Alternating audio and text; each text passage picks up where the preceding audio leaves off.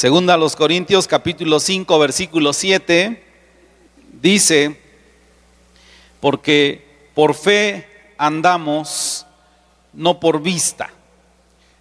Entonces esta es una invitación del Señor para nosotros, si queremos una vida de verdad que glorifique su nombre y una vida plena para nosotros, dice el Señor, tienen que caminar en fe.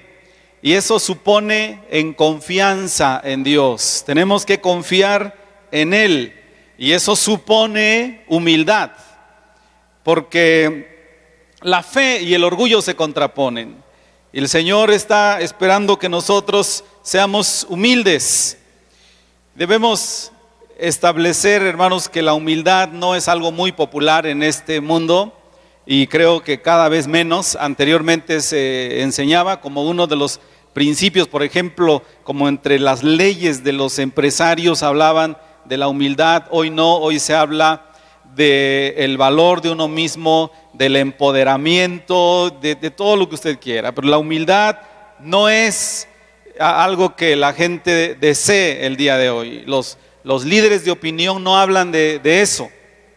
Hay una columna de un señor que omitiré el nombre para que algún fan de este señor no se ofenda, pero vea usted lo que puso este señor en una editorial. Puso: hoy somos demasiado sofisticados para Dios, podemos valernos por nosotros mismos, estamos preparados y listos para escoger y definir nuestra propia existencia.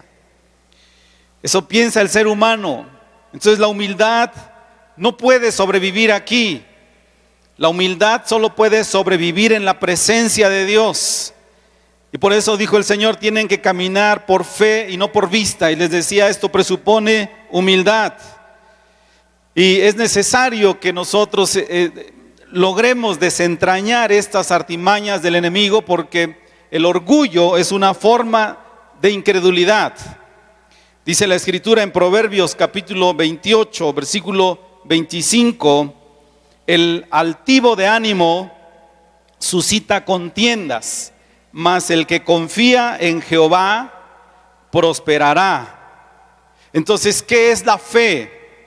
La fe bíblica, en los términos más básicos, tenemos que venir a Jesús y encontrar en Él plena satisfacción. Encontramos que el Señor satisface todo lo que necesitamos. Esa es la fe verdadera. El Señor lo dijo así en el Evangelio de San Juan, capítulo 6, versículo 35. Dijo: yo soy el pan de vida, y el que a mí viene nunca tendrá hambre, y el que en mí cree no tendrá sed jamás. Vea usted cómo es claro aquí el Señor. Lo que tenemos que hacer es venir a Jesús, pero venir y buscar en Él toda la satisfacción. No debemos pensar que Jesús es insuficiente para bendecirnos.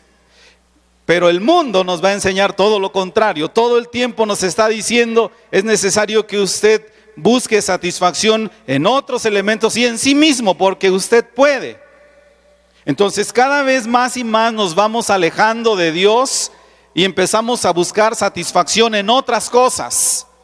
Lamentablemente para muchas personas, inclusive que se dicen creyentes, cada vez más y más los asuntos de religión, cosa que vamos a entrecomillar, pero los asuntos de fe que enseña la Biblia empiezan a caer en segundo término. Cada vez más y más las personas se alejan de Dios y buscan satisfacción en otras cosas. El día de hoy se promueve, dicen, si realmente quieres ser feliz, viaja. Y ahí anda la gente viajando como locos. Alguien dijo alguna vez, las vacaciones son una utopía, son una locura. Y el ser humano se va a salir de vacaciones y se lleva todo lo que tiene en casa. Ya no se puede ir sin su computadora porque tiene que checar sus emails. Y todo tiene, así que en lugar de irse a descansar, todo se lleva a donde va. Está conectado. Entonces el ser humano es muy dado a esto, está buscando satisfactores que no se da cuenta que la Biblia dice que tiene que venir a Dios. Él es quien nos satisface por completo. Entonces está mal cuando vamos y buscamos satisfacción en otras cosas, pero algo peor es cuando buscamos satisfacción en nosotros mismos. El antídoto para eso es la fe. Eso es lo que dice la Escritura: andar por fe y no por vista. Dice la Biblia también en el libro de Jeremías, capítulo 9, versículo 23. Si ustedes me acompañan, habla allí el Señor de tres de los rivales más tremendos de la fe o de Dios. Me cuesta decir que rivales de Dios, porque ¿hay alguien que pueda contra Dios? Pero rivales de Dios. Dice ahí: así dijo Jehová, no se alabe el sabio en la sabiduría, ni en su valentía se alabe el valiente, ni el rico se alabe en sus riquezas. Entonces aquí están tres rivales de la fe: la sabiduría, el poder y las riquezas. Y estos todo el tiempo están trabajando para seducirnos y alejarnos de Dios. No hay cosa más excelsa como la humildad que reconoce que todo lo que necesitamos proviene de fuera de nosotros. Hay alguien más grande, hay alguien más sabio, hay alguien más poderoso, hay alguien más rico. Y no soy yo, no es usted. Usted no puede satisfacerse a sí mismo, necesitamos a Dios. Así que veamos uno por uno de estos. Primera a los Corintios capítulo 8, versículo 1, el apóstol San Pablo habla de la sabiduría o de la inteligencia. Y dice allí que el conocimiento envanece, pero el amor edifica. Ahora, eso tiene un lado bueno, obviamente. Todos nosotros sabemos que lo mejor para salir de la ignorancia es el conocimiento. Y el conocimiento se adquiere y debemos buscarlo. Cada vez que nosotros conocemos más cosas, menos personas pueden engañarnos, porque vamos aprendiendo, aprendemos las artes matemáticas o las artes administrativas, etcétera. Pero lo que dice la Escritura es que si el hombre no presta atención al balance divino, a la fe, entonces dice, el conocimiento envanece. Por eso el Señor nos invita a tener cuidado. Nunca, el apóstol San Pablo nunca está promoviendo la ignorancia o la irracionalidad, nunca. Siempre vamos a encontrar en el tenor de las Escrituras que el Señor favorece que nosotros nos preparemos. Pero debemos cuidarnos de esto, del envanecimiento. Primera a los Corintios 14, 20, lo dice así el apóstol San Pablo: hermanos, no quiero que sean niños en el modo de pensar, sean niños en la malicia, pero maduros en el modo de pensar. ¿Ve usted el balance? Pero nosotros generalmente, mientras más tenemos conocimiento de las cosas, más maliciosos nos volvemos.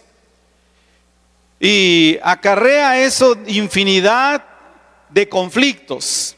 Cuando en las Escrituras vamos a encontrar que el conocimiento se nos da para conocer a Dios, para saber cómo se relaciona este mundo con Dios. Todo proviene de Dios. Dice la Escritura en Romanos 11, versículo 34, porque ¿quién entendió la mente del Señor? ¿O quién fue su consejero?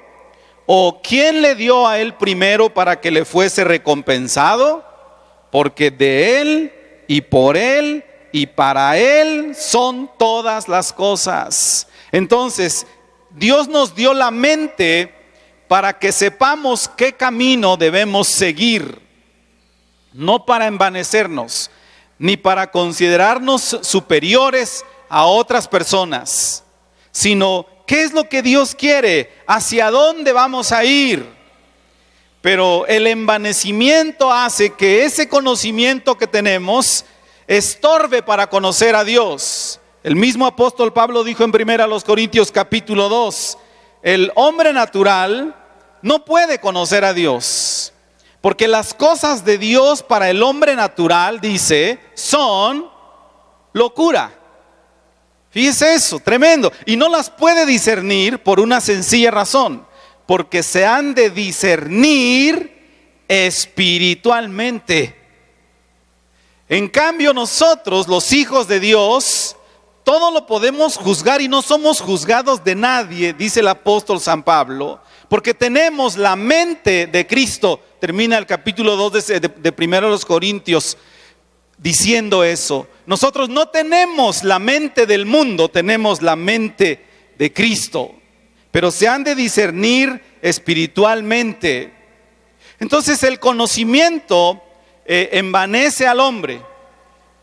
Mi pregunta es, ¿realmente un hombre, cualquiera que éste sea, que ha llegado a conocer todo lo que quiso, puede compararse con el conocimiento de Dios? Es como tomar una memoria de unos cuantos gigas los que usted le ponga. Tiene una capacidad de almacenamiento de información impresionante. Pero una cosa es almacenar el conocimiento y otra cosa es aplicar el conocimiento. De ahí que, ¿para qué nos metemos, como decimos vulgarmente, en camisa de 11 varas? El conocimiento de Dios es inmenso. Así que mientras que nosotros conozcamos más y más, deberíamos darnos cuenta mejor, en lugar de envanecernos, cuán pequeños somos ante Dios. 1 Corintios capítulo 1 versículo 26.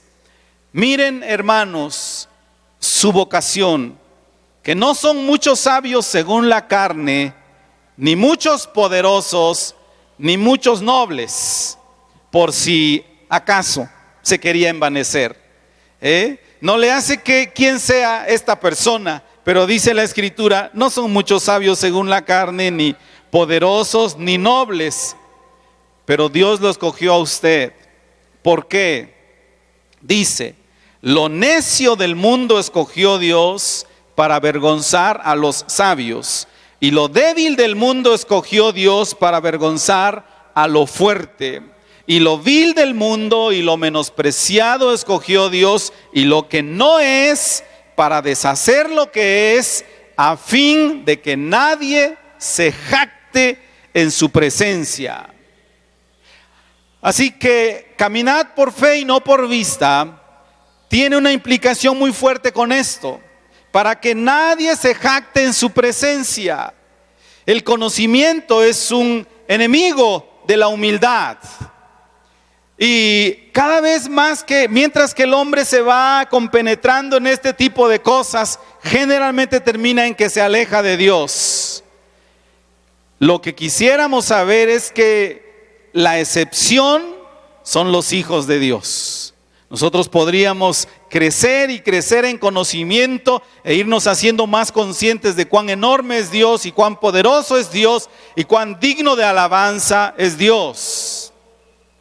Pero dice también la Escritura que el poderoso se satisface en su poderío. Cuando Dios lo que hace es proveernos de muchas cosas, Dios nos da y nos provee a veces más de lo que necesitamos, cuidados de cosas que ni siquiera solicitamos. Podríamos leer para esto el Evangelio de San Mateo capítulo 6 y dice, cuánta insensatez nosotros tenemos de creer que Dios no puede proveer para nosotros cuando provee para los animalitos. Sin embargo, el ser humano es muy dado a decir, lo logré.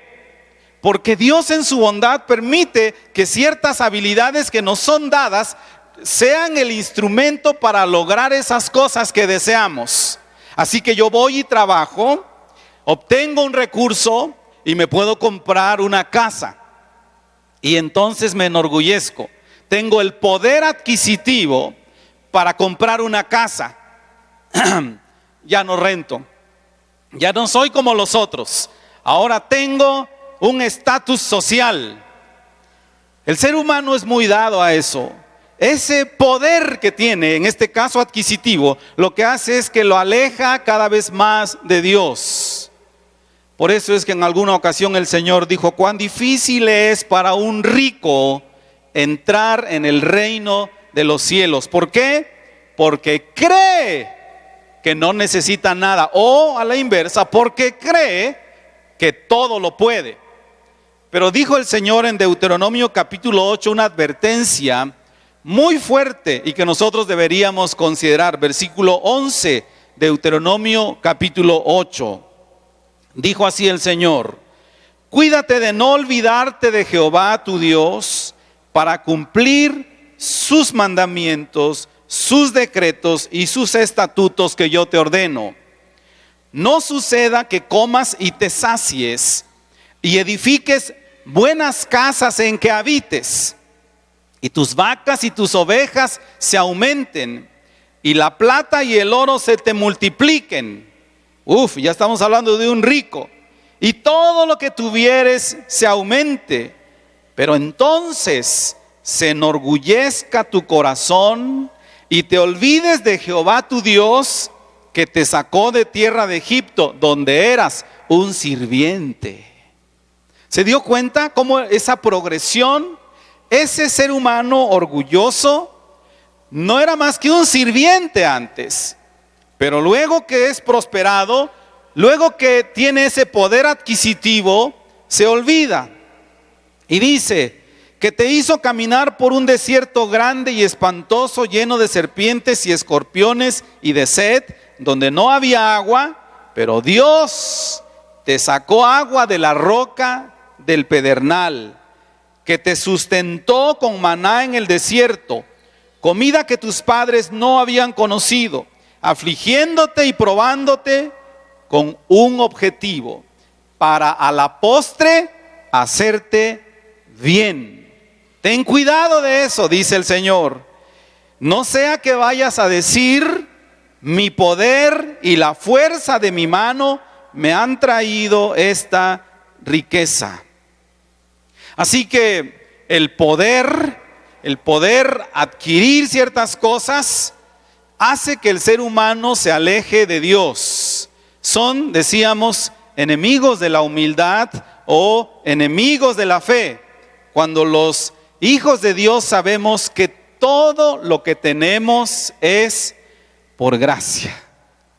A mí me conmueve mucho ver a los padres que tienen hijos, porque Dios en su preciosa misericordia, para que usted pueda hacer una conexión preciosa con sus hijos, resulta que sus hijos se parecen a usted. Y luego usted piensa: qué tremendo soy, que hasta produzco hijos con mi cara, ¿verdad? Ay. Pero todo eso es por la gracia de Dios.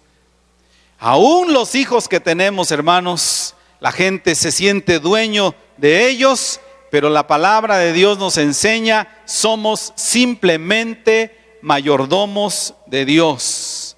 Hay una historia del rey de Asiria en el libro de Isaías capítulo 10, de cómo en este caso su sabiduría y su poder conspiraron contra él.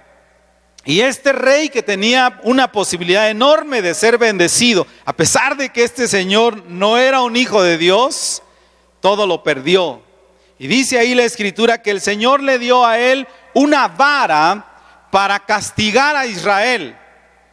Pero dice ahí la Biblia, versículo 13 luego, que este rey dijo: con el poder de mi mano lo he hecho, y con mi sabiduría, porque he sido prudente. Yo eso ya oigo a la gente de hoy hablar eso. ¿Por qué crees que tengo lo que tengo? Porque he trabajado, porque he sido administrado, porque he sido sabio dónde invertir, porque yo soy una persona que se rodea de la gente precisa, Pues algo parecido así dice: quité los territorios de los pueblos, saqué sus tesoros y derribé como valientes a los que estaban sentados. ¿Sabe? Dios, dice el versículo 5, le había dado a este rey de Siria esta vara para administrar, para castigar, para disciplinar. Pero no fue muy inteligente de su parte decir todo este tipo de cosas. Todo esto es porque yo fui prudente, porque yo hice, porque yo puse, porque yo quité, porque yo establecí. Y en ese momento las personas olvidan el caminar por fe. La fe y el orgullo se contraponen. La humildad solo puede vivir bajo la estructura del reino de Dios, no puede vivir en otro lado. Y dice la escritura en el versículo 12 que el Señor dijo de este rey que castigaría el fruto de la soberbia de su corazón, del rey de Siria, y la gloria de la altivez de sus ojos. Hay veces que no creemos, hermanos, que el orgullo sea tan malo, pero el hermano Win Myers decía: es malo, y no solo es malo, apesta. Pero el que trae el orgullo es como el que no se asusta de su propio sudor, pero todos los demás perciben su pestilencia, su orgullo. Y dice la escritura que eso es sumamente peligroso. Daniel capítulo 4 versículo 30 le pasó al rey Nabucodonosor.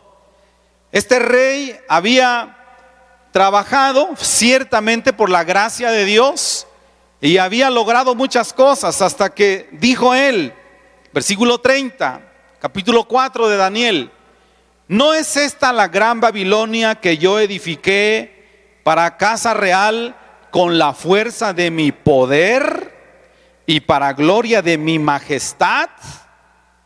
Y dice la palabra de Dios que el Señor lo humilló, y en ese momento, apenas que terminó de decir esas palabras, cayó al suelo y andaba en sus cuatro extremidades y comía hierbas como los animales, porque Dios lo humilló. Pero luego de un tiempo, este rey obviamente razonaba, en medio de todo lo que estaba pasando razonaba, y se dio cuenta que había metido la pata, se dio cuenta que había sido malo, y dijo así en el versículo 34: mas al fin del tiempo, yo Nabucodonosor alcé mis ojos al cielo y me fue devuelta la razón. Wow, es que es increíble, es increíble. Entonces bendije al Altísimo y alabé y glorifiqué al que vive para siempre, cuyo dominio es sempiterno y su reino por todas las edades. Ahora yo quiero que usted compare eso con lo que dijo primero. ¿No es esta la ciudad que yo edifiqué para casa real con la fuerza de mi poder y para la gloria de mi majestad? ¿Cómo suena ahora comparado con esto? Aquel que tiene dominio sempiterno, dice el versículo 34, y su reino por todas las edades. ¿Saben qué pasó? Había cambiado. Su mente había cambiado. Todos los habitantes de la tierra son considerados como nada al lado de Dios. Yo sé que a usted a lo mejor le podría sonar hasta ofensivo. A ver, espéreme, yo no soy un don nadie. No, espéreme usted. Comparado con Dios sí que lo es. ¿Cuántos dirían amén a eso? Es verdad, no somos nada. Este rey dijo: los habitantes de la tierra son considerados como nada, porque Dios hace según su voluntad en el ejército del cielo y en los habitantes de la tierra, y no hay nadie que pueda detener su mano y que le diga: a ver, Dios, ¿por qué lo haces? Romanos capítulo 9. ¿Acaso no puede el alfarero tomar la masa y hacer de la misma masa por su propio designio un vaso para honra y uno para deshonra? ¿No tiene él la prerrogativa de hacer lo que quiere?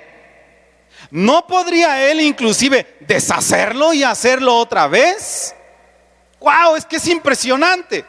Esto es caminar en fe. Fe en Dios. Fe en alguien que es más grande que nosotros. Pero nos alimentan, les decía, el orgullo por donde quiera que andamos. En el mismo tiempo me fue devuelta la razón, dijo Nabucodonosor, y la majestad de mi reino, mi dignidad y mi grandeza volvieron a mí, y mis gobernadores y mis consejeros me buscaron, y fui restablecido en mi reino, y mayor grandeza me fue añadida. Por eso, ahora yo, Nabucodonosor, alabo, engrandezco y glorifico al Rey del cielo, porque todas sus obras son verdaderas y sus caminos justos, y Él puede humillar a los que andan con soberbia. Ahora, sí le pediría a usted que piense conmigo en esto. Vea que la situación de Nabucodonosor cambió, y cambió para bien, para mucho bien, pero no solamente por un asentimiento intelectual. No fue solamente que dijo, ok, reconozco que Dios es Dios, me equivoqué. Ya, como la gente cuando realmente no está humillada dice, bueno, ya, perdóname, ¿no? No, en el caso de Nabucodonosor, él estalla en alabanza y él dice, yo glorifico y yo engrandezco al Rey del cielo. Es un regocijo en su corazón. No es, ok, acepto que Dios tiene el control de mi vida. Ok, ya está bien, pues no puedo hacer nada por mí mismo. Eso es muy distinto a decir, qué precioso, qué hermoso es saber que mi vida está en las manos de Dios, que Él puede hacer conmigo lo que quiere, que la prerrogativa de todo es de Él. Me gozo en eso. Gracias, Señor. Así que Dios entonces puede darnos algo o quitarnos algo, y de todos modos de nuestros labios sale, gracias, Señor. No hay ningún problema por eso. Tercero, el dinero. El dinero es un elemento que nos permite comprar muchas cosas que no tenemos. Y algunos creen inclusive que les puede ayudar a comprar la dignidad. El dinero nos permite hacer tantas cosas que llegamos a endiosarlo. Dijo el Señor, ninguno puede amar a dos, porque ama a uno y aborrece al otro, o estima al uno y desprecia al otro. Y dijo, no podéis amar a Dios y a las riquezas. Oseas capítulo 13, versículo 6, lo dijo así el Señor acerca del pueblo de Israel. En sus pastos se saciaron, y repletos se ensoberbeció su corazón, y por esta causa se olvidaron de mí. Así que el orgullo tiene que ver con el lugar en donde ponemos nuestra satisfacción. No os hagáis tesoros en la tierra, dijo el Señor, donde la polilla y el orín corrompen, y donde ladrones minan y hurtan. ¿Pero qué dijo? Haceos tesoros en el cielo, donde nada de esto pasa. ¿Por qué? Porque donde esté vuestro tesoro, ahí estará también vuestro corazón. Y sobre todo, dijo el apóstol San Pablo, 1 Corintios capítulo 4, ¿por qué yo no puedo ensoberbecerme de las cosas que he logrado? Bueno, por la sencilla razón, dice Pablo, porque, versículo 7, ¿quién te distingue o qué tienes que no hayas recibido? Todo lo que usted tiene lo recibió y de Dios. ¿Qué tienes que no hayas recibido? Es que yo soy inteligente, correcto. ¿Y quién lo hizo a usted inteligente? No, pues es que yo estudio mucho. Correcto, ¿quién le dio a usted la habilidad de estudiar? Si Dios quisiera, hermanos, en un chasquido de sus dedos, desaparece todas esas virtudes que nos ha dado. Por eso dice el apóstol Pablo, ¿qué tienes que no hayas recibido?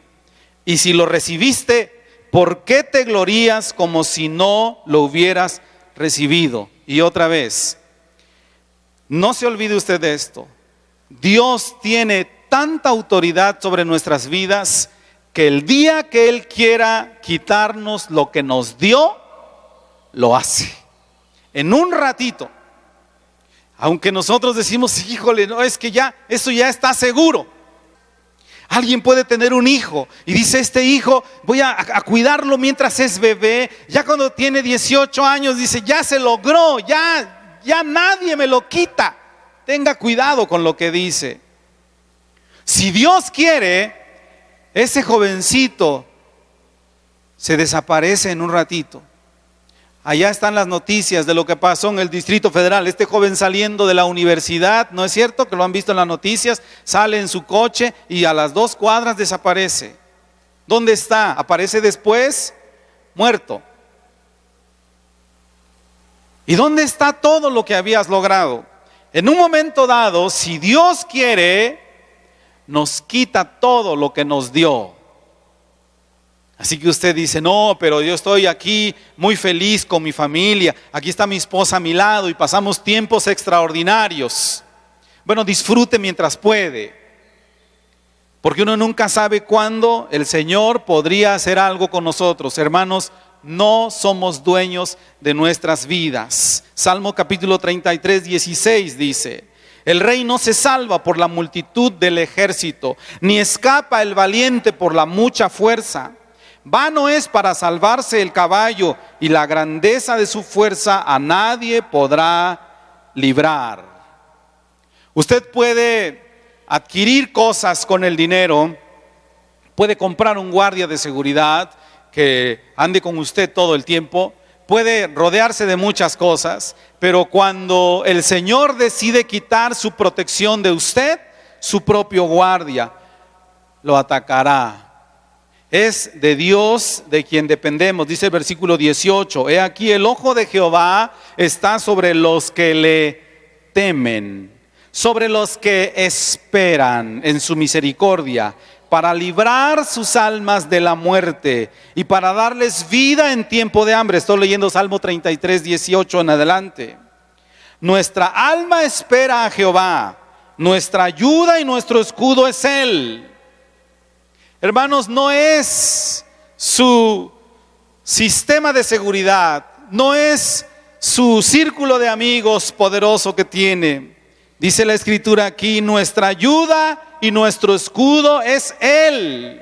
Si Dios no quiere cuidarnos, de nada sirve el caballo, de nada sirve el ejército. Por tanto, en Él se alegrará nuestro corazón, porque en su santo nombre hemos confiado. Sea tu misericordia, oh Señor, sobre nosotros, según esperamos en ti. Estas cosas son el origen del ateísmo. Mientras que nosotros somos envueltos por el poder, somos envueltos por los recursos económicos, somos arrastrados por el conocimiento intelectual, el fin de todo esto cada vez más y más es alejarnos de Dios. Por eso debemos ser sabios. Salmo 10:4 dijo: el malo, por la altivez de su rostro, no busca a Dios. ¿Por qué? Por la altivez. El orgullo es terrible. No hay Dios en ninguno de sus pensamientos. El fin de todos estos rivales de la fe es alejarnos más y más y más de Dios. El ser humano no quiere reconocer que alguien está en control de su vida. Usted lo sabe, la gente dice: puedo abortar porque soy dueño de mi cuerpo.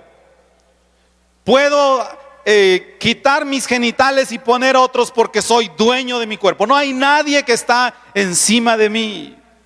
Pero la Biblia enseña lo contrario. Santiago habla de cosas inclusive que pueden parecer pequeñas, pero entre comillas eso, que pueden parecer pequeñas, pero que no lo son. Santiago capítulo 4, versículo 13, dice: vamos ahora los que decís, hoy y mañana iremos a tal ciudad y estaremos allá un año y traficaremos y ganaremos, cuando ni siquiera saben lo que será mañana. Pero somos muy dados a eso. Ahora que nosotros salimos esta semana a hacer estos asuntos familiares, nos preguntan ¿cuándo vuelven? Y uno contesta con tal naturalidad: regresamos el viernes. ¿Quién dice? Porque dice la Biblia: ¿qué es vuestra vida? Nuestra vida, dice, ciertamente es neblina que se aparece por un poco de tiempo, pero luego se desvanece. Por eso, en lugar de decir iremos allá y traficaremos y ganaremos, deberían decir: si el Señor quiere, viviremos y haremos esto o aquello. Pero ahora os jactáis en vuestras soberbias. Toda jactancia semejante es mala, y al que sabe hacer lo bueno y no lo hace, le es pecado. Así que lo que dice Santiago, el punto es este: usted y yo tenemos que ser tan humildes que el solo hecho de movernos de un lugar a otro, sabemos que no está en nuestras manos, que depende de Dios. Puede ser que usted diga: pues eso es como vivir en una fobia de qué me puede suceder en cualquier momento. Pero le digo una cosa: realmente así es nuestra vida. Aparece como una neblina y se desaparece en un ratito. Pero la vida es así. Uno no puede pensar que porque está muy fuerte y sano, dice, mis niveles están óptimos. Pues sí, pero no va a morir de los niveles, va a morir de otra cosa. No andaba basquetbolista muy famoso, no basquetbolista, boxeador muy famoso que peleó contra Julio César Chávez, me parece que se llamaba Pernell Whitaker, que fue campeón mundial, y estaba caminando allá en Las Vegas y pasó la calle y un coche no lo vio y lo mató. Eso sucedió hace una semana y media. Así que sus niveles, era un deportista de alto rendimiento, sus niveles estaban óptimos, pero murió. Entonces, dice Santiago, usted tiene que reconocer que Dios tiene un derecho soberano sobre su vida.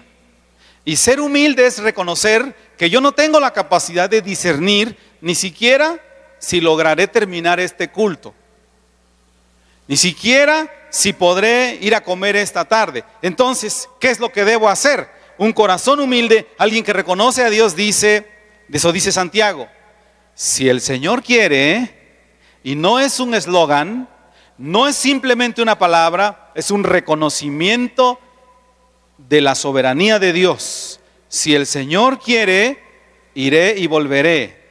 Aunque a usted le cueste trabajo, ¿cuándo vuelves?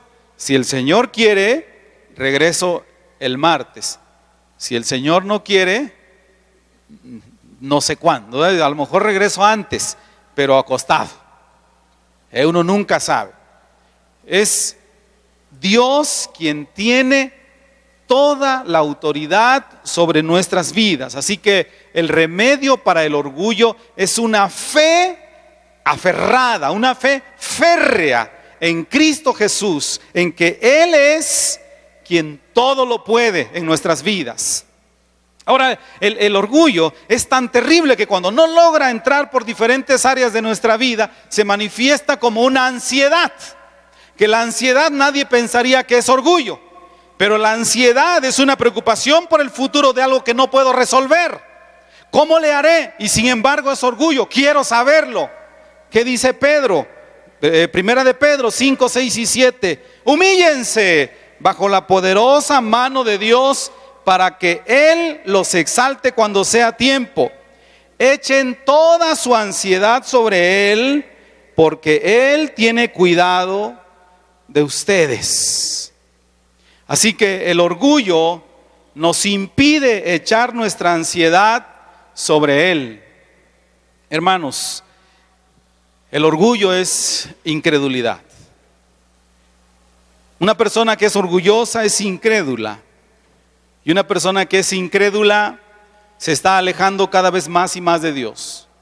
Y nosotros como iglesia debemos ser una iglesia que cada vez más y más se acerca a Dios y se aleja de todas esas influencias negativas. Dice Jeremías 9 que leímos al principio: así dijo Jehová, no se alabe el sabio en su sabiduría, ni en su valentía se alabe el valiente, ni el rico se alabe en sus riquezas. Pero lo que no leímos fue lo que sigue: más, alábese en esto el que se hubiere de alabar, en entenderme y conocerme, que yo soy Jehová, que hago misericordia, justicia y juicio en la tierra, porque estas cosas quiero, dice Jehová. Esté contento en conocer a Dios. Este es mi orgullo más grande, si es que cabe. Esta es mi satisfacción más grande. Conozco a Dios. Por eso a mí me gustó una canción de hace muchos años de un hermano que cantaba, se llama Conozco a Cristo. Y esa canción dice: nunca he estado en un palacio, nunca me he sentado a comer con un príncipe, pero conozco a Cristo. Y dice Jeremías: en esto, si es que usted se hubiere de alabar en algo, en esto, en conocerme y entenderme que yo soy Jehová y que hago misericordia, justicia y juicio en la tierra. Y estoy consciente que Dios me mira a mí, no entre una multitud como con un número. Dios me mira a mí con tal exactitud y precisión como su hijo. Dice el Salmo 17: guárdame, Señor, como la niña de tus ojos, escóndeme bajo la sombra de tus alas. Este es nuestro privilegio. Somos hijos de Dios, estamos cuidados por Dios. Ahora hay veces que lo que nosotros vemos nos dice todo lo contrario. Por eso la invitación del principio fue: caminemos por fe, no por vista. Si hay veces que miramos un panorama oscuro, usted tiene que saber que detrás de todo esto está Dios, y que en su momento, pero en su tiempo, en el tiempo que Él considera que es el pertinente, Él lo va a levantar a usted. Él tocará el corazón de sus hijos, Él tocará el corazón de su esposo, Él hará que su negocio funcione. Él está al tanto de nosotros, Él no nos ha abandonado. Mateo capítulo 7 habla de esto. ¿Qué hombre hay de vosotros que si su hijo le pide un pan, le dará una piedra? ¿Quién de ustedes hace eso? Y ustedes son malos. Y tenemos que reconocer la verdad, que somos malos. Pero aún en medio de esa maldad que tenemos, sabemos hacer cosas buenas. Y les damos a nuestros hijos lo mejor. Y luego dice el Señor, ahora lo captaron: si ustedes siendo malos les dan cosas buenas a sus hijos, ¿cuánto más vuestro Padre que está en los cielos les dará cosas buenas a ustedes? Porque sabe que lo necesitan.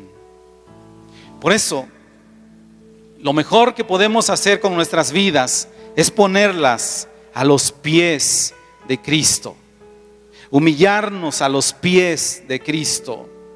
Yo quiero pedirle que usted tome unos minutos para meditarlo, pensar y humillarse a los pies de Cristo. Vamos a ponernos de pie los que deseen, de rodillas los que deseen levantar sus manos, y los jóvenes nos van a dirigir en esta canción. No hay lugar más alto que estar a los pies de Cristo.